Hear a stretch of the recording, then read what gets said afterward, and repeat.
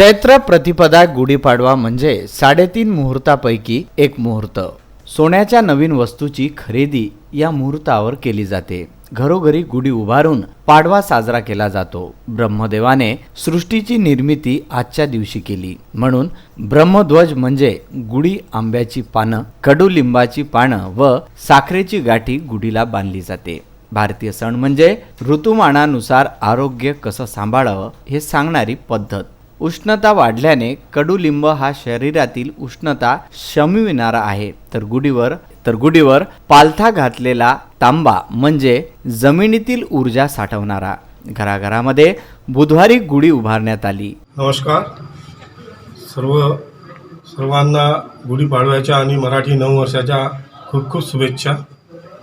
या पवित्र दिनी आज आपण एक संकल्प करूया की कोरोनासारख्या वैश्विक संकटाचा सामना करण्यासाठी सरकारने आणि माननीय पंतप्रधानांनी आपल्याला ज्या सूचना दिल्या त्या सूचनाचं पालन करून आपण या संकटावर मात करण्यासाठी सर्वजण एकमेकांना सहकार्य करू आणि या वैश्विक महामारीवर विजय मिळवू.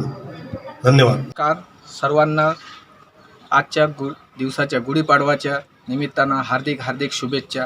मराठी नववर्षाच्या निमित्तानं आजच्या आपल्या नववर्षाची सुरुवात होत आहे. त्यानिमित्त मी समस्त अमरावतीकर आणि देशवासियांना एक संदेश पोहोचू शकतो. जे आज आपल्या देशात जी परिस्थिती सुरू आहे, कोविड-19 म्हणजेच कोरोनाचा प्रादुर्भाव जो सुरू आहे, संपूर्ण जगाला ज्या विषाणूनं आपल्याला घेरलेला आहे, त्या विषाणूशी लढण्यास आपल्याला भारत माता आपल्याला ताकद देव आणि ईश्वराशी हेच प्रार्थना करतो ना, संपूर्ण जगाला आणि अमरावतीकरांना आणि संपूर्ण तसंच देशाला माझ्या वतीने मी नववर्षाच्या गुढीपाडव्याच्या शुभेच्छा देतो. आणि या आपल्या वैश्विक महामारीतून आपल्याला या संकटातून आपल्याला शक्ती प्रदान देव एवढीच विनंती करतो. नववर्षाच्या हार्दिक शुभेच्छा. आपल्या मुलाबाळांसह कुटुंबियांनी गच्चीवर तसेच देवघरात गुढ्या उभारल्या. सर्वांना छळणाऱ्या वालीच्या जुलमातून श्रीरामाने जनतेला मुक्त केलं, तर आजच्या दिवशी प्रभू रामचंद्राचा वनवास संपला, म्हणून नागरिकांनी गुढ्या तोरणं उभारून श्रीरामांचं स्वागत केलं, अशा मान्यता आहेत. आजच्या दिवसाची ओळख म्हणजे संकल्प दिन म्हणून आहे. कोरोना नामक दैत्याला संपवण्याचा संकल्प आपण सारे करूया.